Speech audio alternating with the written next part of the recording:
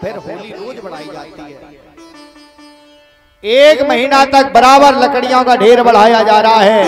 आज क्या हुआ, फाल्गुन की पूर्णिमा आने वाली है, उसी समय पर होलिका ने तुरंत शीतल चिरोड़ा है, प्रहलाद जी को गोद में लिया है और लेकर के विशाल लकड़ियों के ढेर पर पहुंच जाती है और कहा भैया लगा दो आगी। और जैसे ही हिरण्याकश्यप ने नीचे से आग लगाई है, उसी समय क्या हुआ, हरि प्रेरित देते ही अवसर चले मरत नंचाश। भगवान की ऐसी कृपा हुई है, 49 पवन चले हैं, ऐसे घूम घूम करके हवाएं चली, ऐसी घूम घूम करके हवाएं चली है कि जो शीतल चीर होलिका ने ओढ़ करके रखा था, उनके तन से छूट करके प्रहलाद जी के शरीर से लिपट गया है। होलिका जलने लगी है, होलिका चिल्ला रही है, भैया बचाओ, भैया बचाओ। हिरण्याकश्यप कह रहा है बाजा बजा, बाजा बजा। तो चिल्ला रही बचाओ, बाजा बजा रहे नीचे। बताओ ऐसे ही तो होता है, होलिका जलती है ना, लोग ढोलक मजीरा सब लेकर के पहुंच जाते हैं, वहां बजाते हैं जाकर के। ये तभी से प्रथा चल रही है।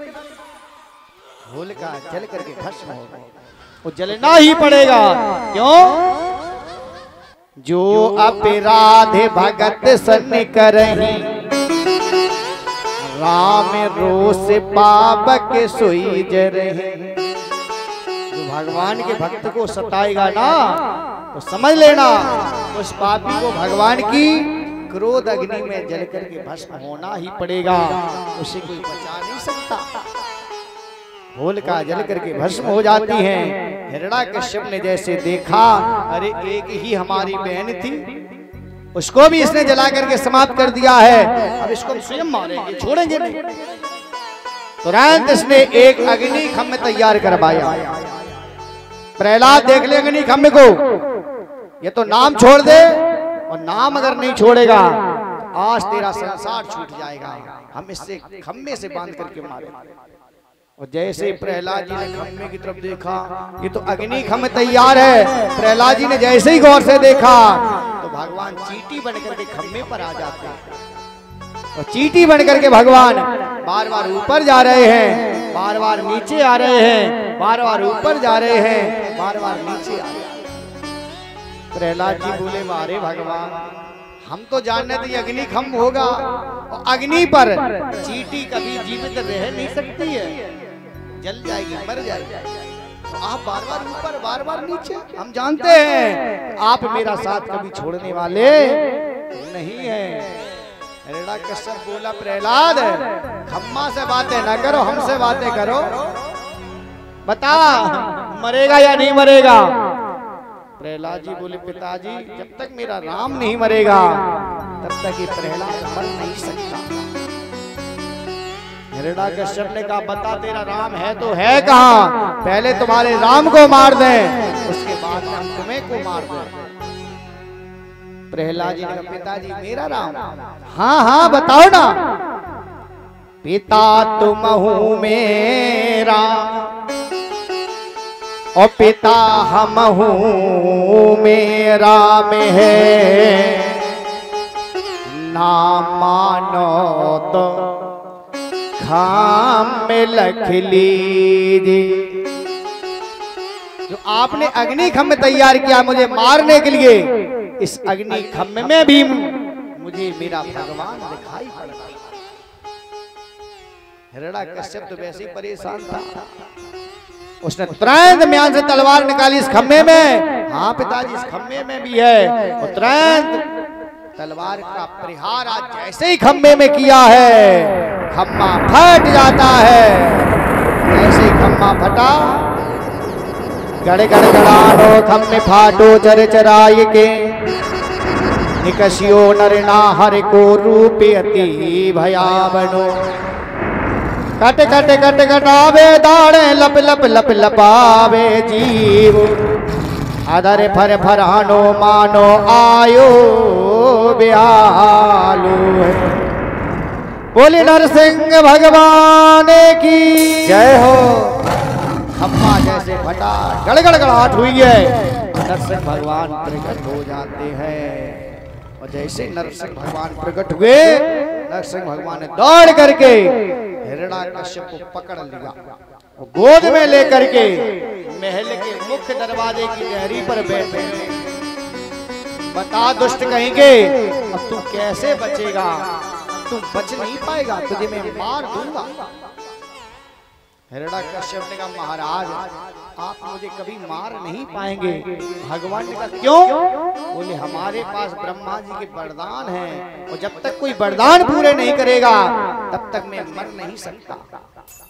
भगवान तो पहले ही पूरी व्यवस्था लेकर के आए, कहाँ जाओगे बेटा बच करके? है पहले ही गोद में लेकर के, और महल के मुख्य दरवाजे की देहरी पर गोद में लेकर के बैठ गए। बोल, तेरे वरदान क्या क्या हैं? पहले हम तुम्हारे वरदान पूरे कर दें, तो बाद में तुमको मारेंगे।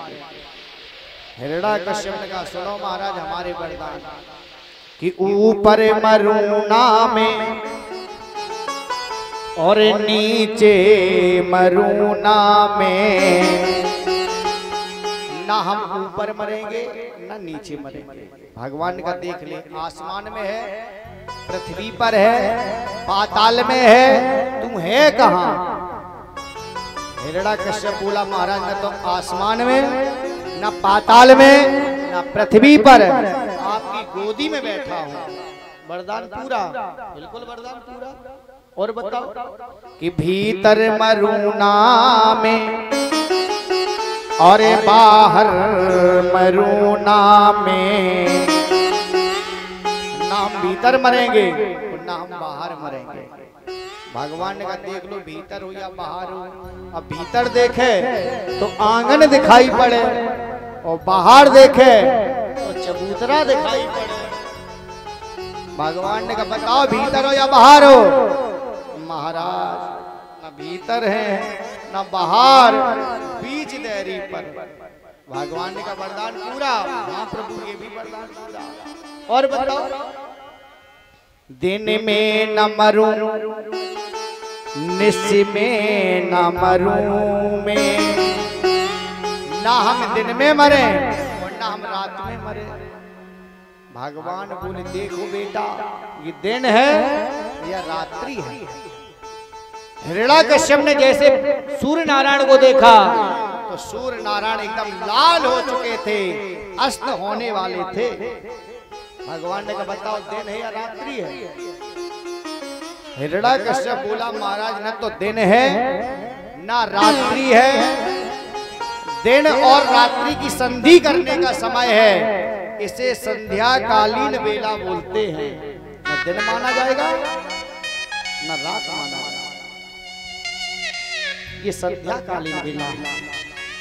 संध्याकालीन बेला में कभी भोजन नहीं करना चाहिए। जो लोग संध्याकालीन बेला में भोजन करते ना, वो रोगी हो जाते हैं, कोई ना कोई समस्या रहेगी शरीर में। संध्याकालीन बेला में कभी सोना नहीं चाहिए। जो लोग सोते हैं उनकी आंखों में कोई ना कोई कमी बहुत जल्दी आ जाएगी। संध्याकालीन बेला में कुछ पढ़ाई लिखाई नहीं करनी चाहिए। अगर आप पढ़ेंगे कुछ याद हो जाए, याद कम होगा, भूल ज्यादा जाएंगे, ये विशेषता। संध्याकालीन बेला में भूल करके कभी विषय वासना का आनंद मत ले लेना। अगर उस समय कोई संतान आने वाली हो गई ना, तो समझ लेना दैत्य प्रवृत्ति की ही संतान आपके यहाँ पर जन्म लेगी। संध्याकालीन बेला में विषय वासना कभी मत कर लेना, ये काम बिल्कुल वर्जित है। संध्याकालीन बेला में अगर आपको कुछ करना है तो केवल भजन करना चाहिए। घर में भगवान का दरबार होते ही है ना, 2 अगरबत्ती लीजिए, 1 घी का दीपक जलाइए, दरबार मानो तुलसी मैया के सामने पहुंच जाइए। आपके पास अगर गुरु मंत्र है तो गुरु मंत्र का जाप करिए। गुरु मंत्र नहीं है, आपको जो भी चौपाई याद हो रामायण की, उस चौपाई को कम से कम 21 बार जरूर भगवान के सामने पढ़िए। हो गई संध्या वंदन। अब प्रभु कृपा करो यही भांति सब तज भजन करो दिन राती, नाथ सकल संपदा तुम्हारी, मैं सेवक समेत सुत नारी। कोई ना कोई चौपाई तो सबको याद होगी, अगर नहीं है तो आपको शर्म आनी चाहिए कि हम हिंदू कहने के अधिकारी नहीं है। अगर भगवान की थोड़ी भी कृपा है, आप लोगों को नियम बनाना चाहिए। सुबह सुबह नहीं तो संध्याकालीन वेला में कम से कम रामचरितमानस के 5 दोहा जरूर किसी ना किसी को घर में पढ़ना चाहिए। सास पढ़ी लिखी है तो बहुत ही अच्छी बात, सासू माता पढ़ ले, और सास नहीं पढ़ी लिखी तो बहू पढ़ी लिखी अगर घर में है तो सुबह अगर ना पढ़ पाए तो संध्याकालीन बेला में जब आरती करते हैं ना आप, उस समय कम से कम रामचरितमानस के प्रत्येक घर में 5 दुआ का पाठ होना चाहिए। जिनके यहाँ पर रामचरितमानस के 5 दुआ का रोज पाठ होता है, उनके यहाँ पर कलयुग का निवास नहीं रहता, सुख भी मिलेगा, संपत्ति मिलेगी, बच्चों में संस्कार होंगे, आपस में पूरे परिवार में प्रेम और प्यार बना रहेगा। और जिसके घर में ये कुछ नहीं हो रहा है तो दौरानी जेठानी से बोलने के लिए तैयार नहीं है, और जेठानी दौरानी को देख करके टेढ़ो मुंह करके निकल जाए। बताओ है घर घर में ये हाल या नहीं है? एक दूसरे की शक्ल को देख करके नफरत कर रहे हैं। बताओ अरे किसने किसका ले लिया, केवल विचार ही तो बदल गए हमारे आपके। इसलिए अगर अपने घर को शांतिमय बनाना चाहते हैं, अपने घर में सुख संपत्ति चाहते हैं, अगर भगवान की थोड़ी भी कृपा है, अगर आप पढ़े लिखे हैं तो नियम बनाइए। घर में कोई ना कोई सदस्य ये तो सवेरे सवेरे नहा धो करके 5 दुआ पढ़े, तो सुबह अगर नहीं व्यवस्था बढ़ रही है तो संध्याकालीन वेला में भगवान की दरबार की आरती करें, वहीं पर रामचरितमानस को खोल करके रखें। 5 दुआ कम से कम रोज पाठ करना चाहिए। समझ लेना तुम्हारे घर में सुख भी होगा, संपत्ति भी होगी, शरीर भी निरोग हो जाएगा जिस घर में ये सब काम होते हैं।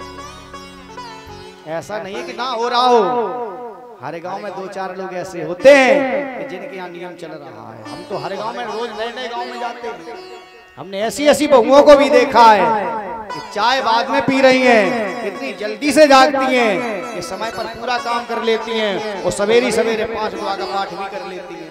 अब जागना पड़ेगा आपको 4 बजे सुबह, तब ये सब हो पाएगा। अब जागोगी आप 8 बजे और फिर रामायण खोल के और बैठे जाओ, होगी महाभारत घर में, तुरंत ही महाभारत हो जाएगी। रामायण नहीं होगी, रामायण तभी होगी जब आप 4 बजे बिस्तर को त्याग दीजिए और विधिवत काम करके आप सुबह सुबह पूजा करें और 5 अध्याय पढ़ करके तब तक चाय का समय बढ़ेगा। चाय बना करके सास को पिवाओ, ससुर को पिवाओ। देखो सासू मैया कैसे आशीर्वाद है, मेरी जैसी बहु समय मिले।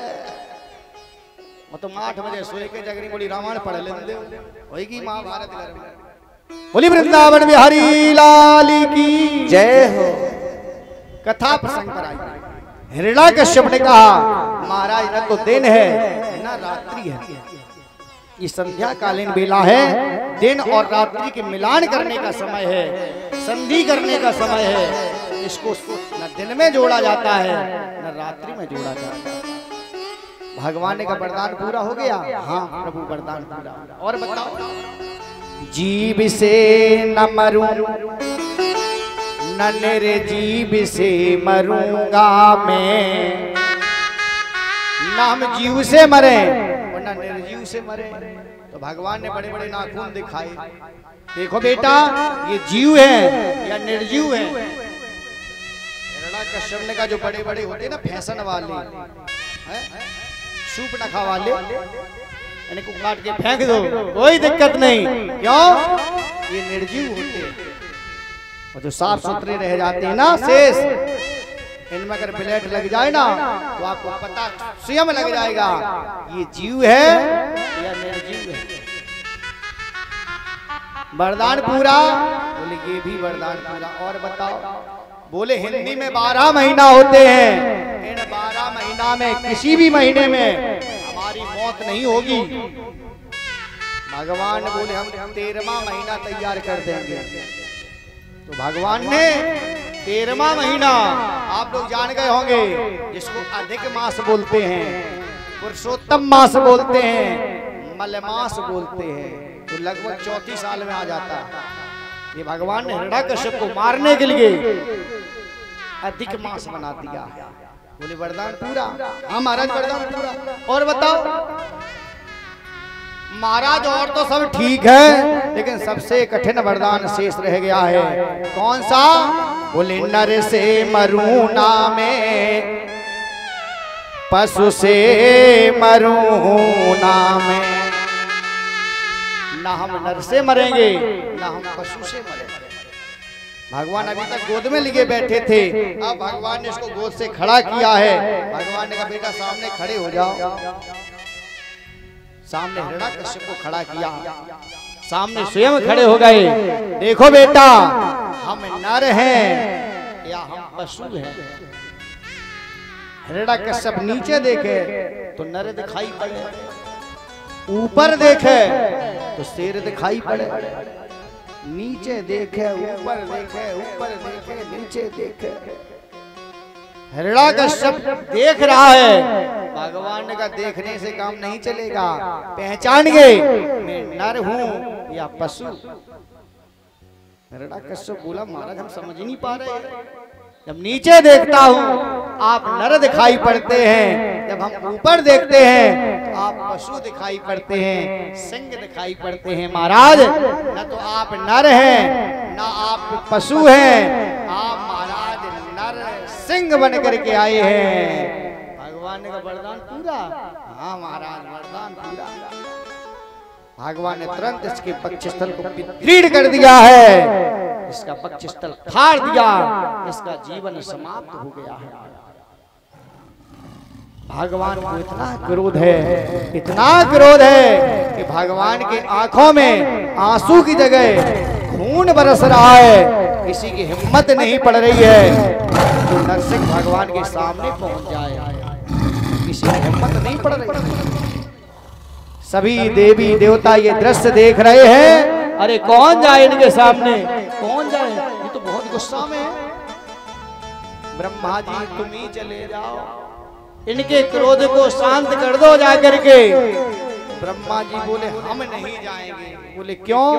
तुमको पता है हिरण्यकश्यप को हम ही ने ही वरदान दिए थे, और जैसे इन्होंने हिरण्यकश्यप को फाड़ के फेंक दिया है, वो गुस्सा के समय हम भी अगर पहुंच गए ना, ये हमको भी फाड़ के फेंक देंगे, हम नहीं जाएंगे।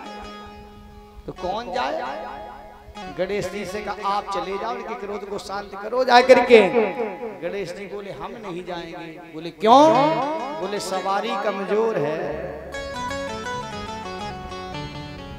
गणेश जी की सवारी चुईया जो बिल्ली को देख करके भागे, वहां तो शेर बैठा है ना। गणेश बोली हम नहीं जाएंगे, सवारी कमजोर है। अब कौन जाए? लक्ष्मी जी से कहा गया लक्ष्मी जी ये तुम्हारे पति परमेश्वर है, बहुत क्रोध में है, और पति कितना भी क्रोधी हो और पत्नी अगर ठान ले तो 2 मिनट में क्रोध खत्म, 2 मिनट में मारे। चली जाओ देवी जी, क्रोध शांत कर दो जाकर के। लक्ष्मी जी मुस्कुरा करके जैसे ही चली ना, भगवान ने देखा कि लक्ष्मी जी आ रही है। नरसिंह भगवान ने बड़े बड़े नाखून दिखाए, ऐसे किया चलिए। लक्ष्मी जी ने जैसे ये विकराल रूप देखा, लक्ष्मी जी भयभीत हो जाती है। लक्ष्मी जी तुरंत वापस हो जाती, मैं नहीं जाऊंगी। क्यों? अरे देख रहे हो कैसे करे, चलिए तुम्हें उखाड़ के फेंक दे, चलिए हम नहीं जाएंगे। लक्ष्मी जी वापस। भगवान ने ये विकराल रूप दिखाया है, लेकिन इसका भाव कुछ अलग था। ये भगवान ने क्यों रूप दिखाया?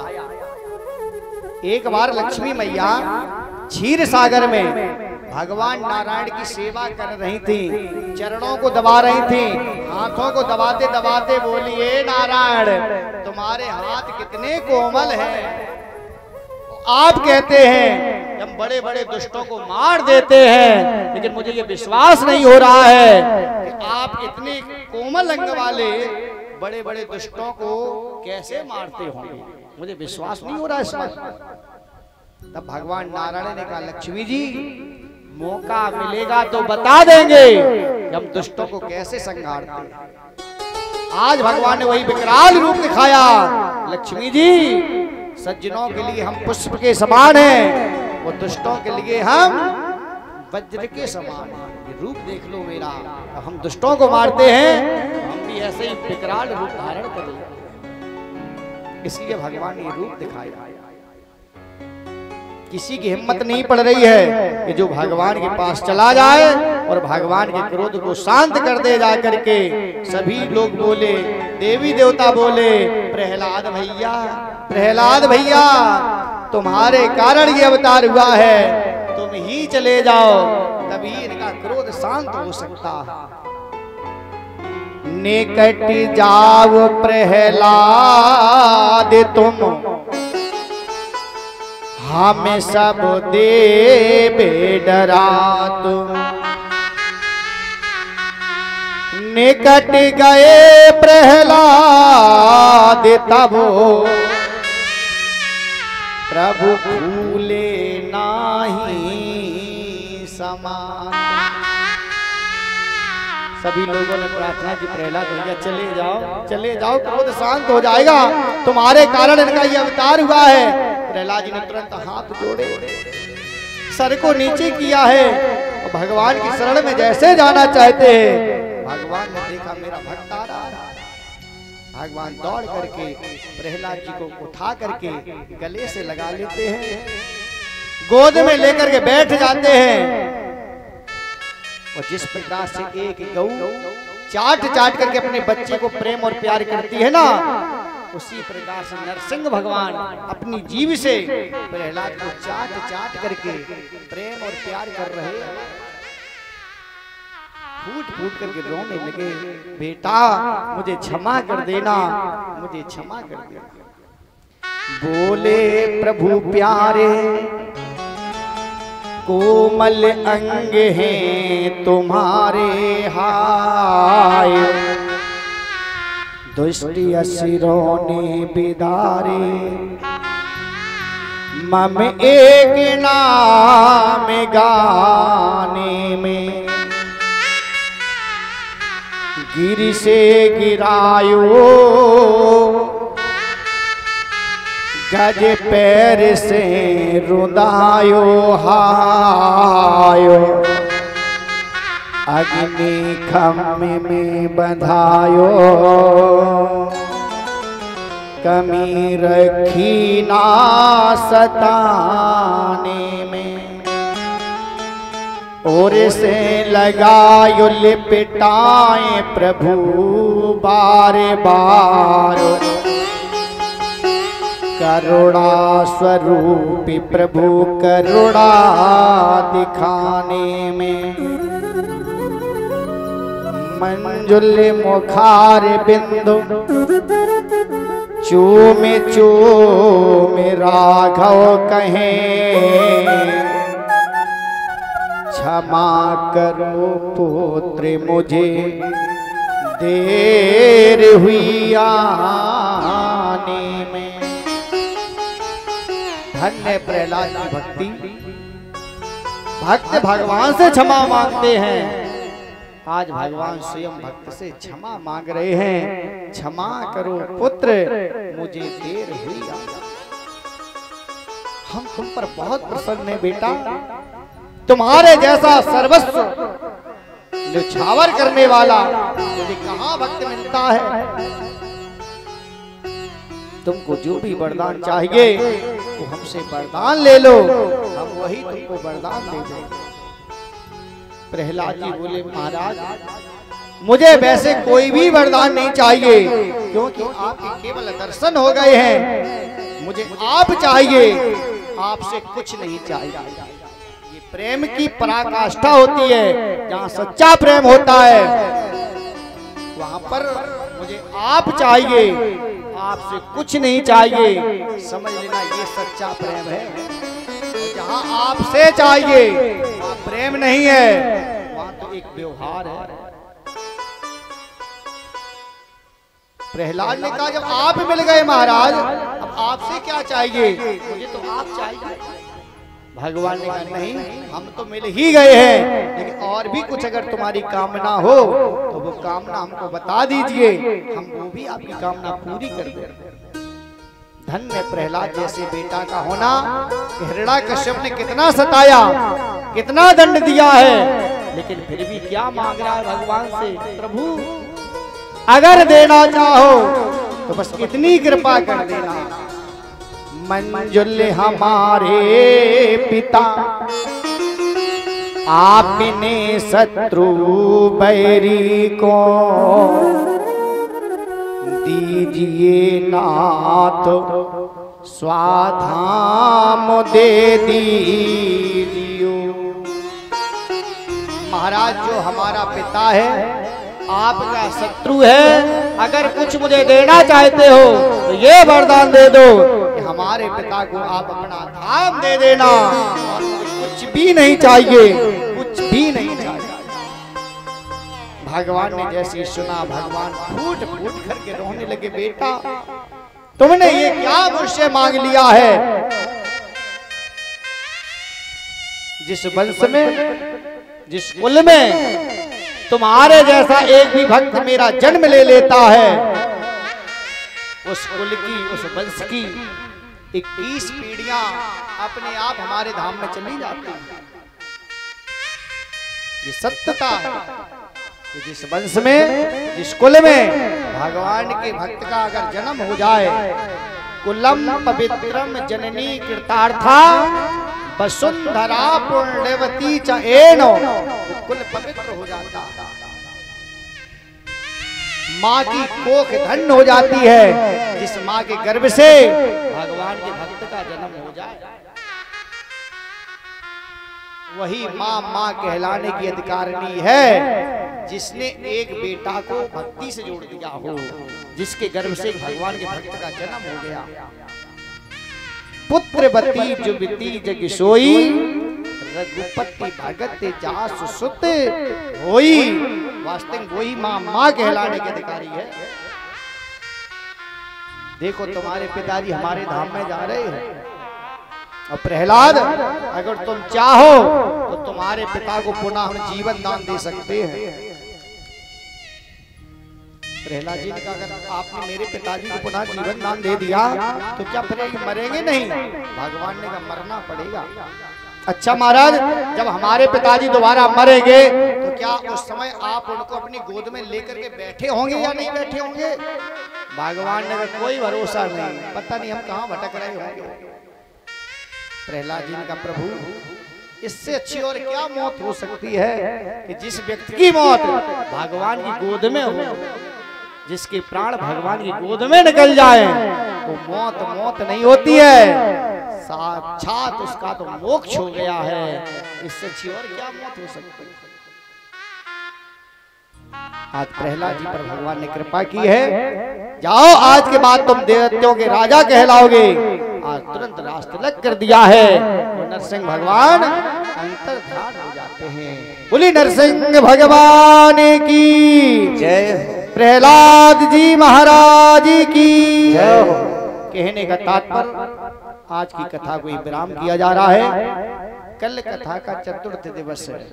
कथा का जो समय रखा गया है वो 1 बजे से लेकर के 6 बजे तक का है। हमने प्रयास किया कम से कम कुछ टाइम और बढ़ा दें, तो हमने आज कथा 2 बजे शुरू की, लेकिन आप लोग इतने महान हैं कि आप लोग 4 बजे के पहले पंडाल में दिखाई नहीं पड़े महाराज है। इसका मतलब तुम्हें जबरदस्ती कथा सुनाई जा रही है? अरे जीवन में काम तो रोज होते रहेंगे, ये कथा 3 दिन के बाद आपको सुनने को शायद मिले या ना मिले, कोई निश्चित नहीं है। इसलिए आप भगवान के साथ खिलवाड़ मत करिए। भगवान ने आपको ये सुंदर मौका दिया है, ज्यादा नहीं तो कम से कम 2 बजे तो आप लोग पंडाल में आना शुरू कर दीजिए, तब तो कथा शुरू हो जाए है। हम यहाँ बैठे कथा टेंट को सुनाए रहे, आप लोग घर में लिपस्टिक लगाए रहे। तो भाई लिपस्टिक थोड़ी कोई देखने वाला। भगवान तुम्हारे रूप सौंदर्य को देख करके नहीं मोहित होंगे, भगवान तुम्हारी भावना को देख करके मोहित होंगे। और तुम 16 श्रृंगार में समय बर्बाद कर रही हो। बिल्कुल सरल होकर के, बिल्कुल भक्ति का रूप लेकर के आप पंडाल में पधारिए और भगवान की कथा को सुनिए। भगवान तुम्हारे रूप सौंदर्य को देख करके मोहित नहीं होंगे, भगवान तुम्हारे सुंदर भाव को देख करके मोहित होंगे। तो सजने में बजने में ज्यादा समय बर्बाद आप लोग ना करें, जितना सादा से सादा जीवन हो सके उतना ही आनंद है महाराज। दिखावा से कुछ नहीं होता है, तो भगवान सब कुछ जानते हैं। तन की जाने मन की जाने, जाने चित्त की चोरी, ऐसे प्रभु से क्या छुपा है, जिसके हाथ है जीवन डोरी। आप लोग कल से 2 बजे आयो कल नहीं आयो, आज हाथ उठाओ। हम बता रहे 2 बजे नहीं तो कम से कम 2:30 बजे तो आ जाओ मेरे पंडाल में आप लोग। और जब तक जनता सामने नहीं होगी कथा जरूर कहते हैं, लेकिन कितनी मेहनत पड़ती है, ये लगता है कि बंद कर दे कथा। सही बता रहे हैं। और जैसी जनता सामने होगी आप 3 घंटा और बुलवाओ, कोई दिक्कत नहीं महाराज।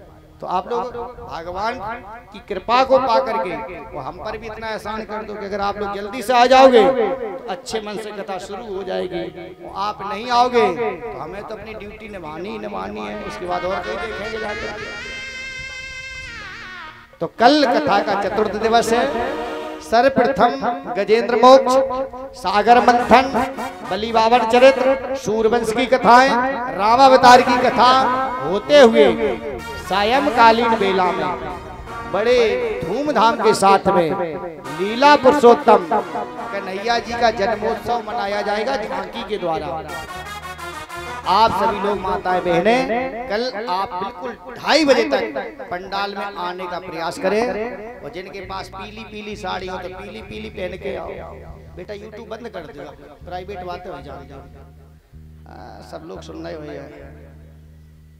अगर